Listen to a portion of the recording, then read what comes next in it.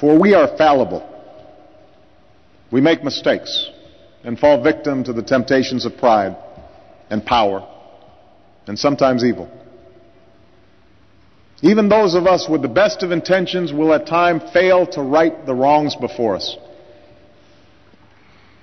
But we do not have to think that human nature is perfect for us to still believe that the human condition can be perfected.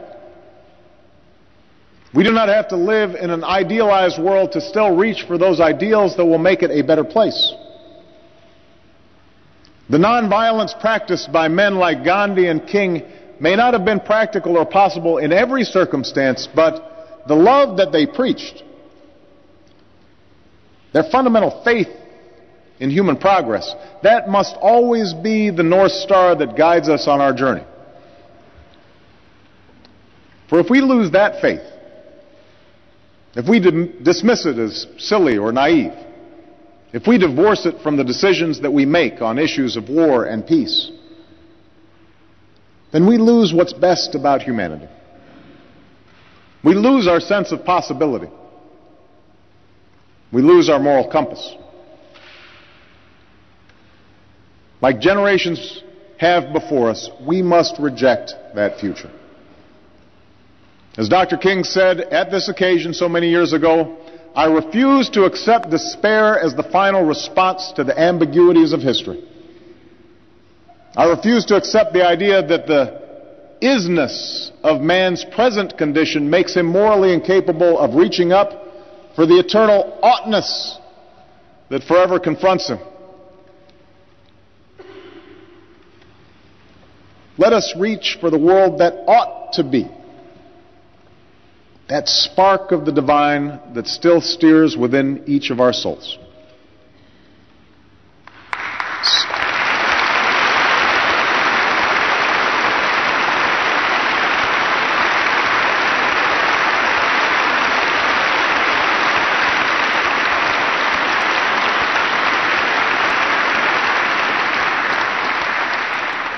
Somewhere today,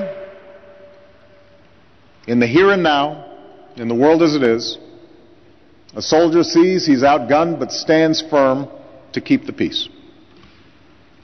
Somewhere today, in this world, a young protester awaits the brutality of her government, but has the courage to march on. Somewhere today, a mother facing punishing poverty still takes the time to teach her child, scrapes together what few coins she has to send that child to school, because she believes that a cruel world still has a place for that child's dreams. Let us live by their example. We can acknowledge that oppression will always be with us and still strive for justice. We can admit the intractability of deprivation and still strive for dignity. Clear-eyed, we can understand that there will be war and still strive for peace.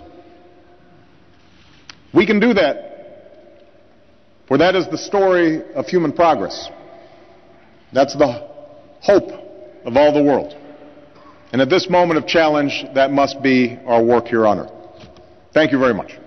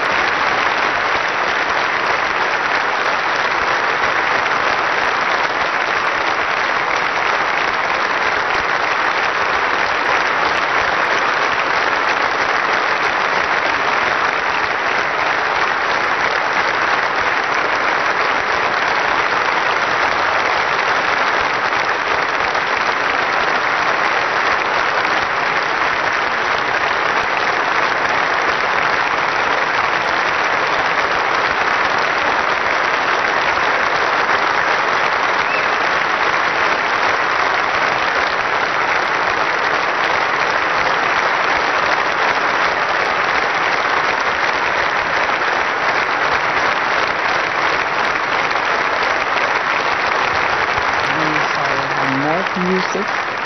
Again, we shall hear the young Chinese pianist Lang Lang, this time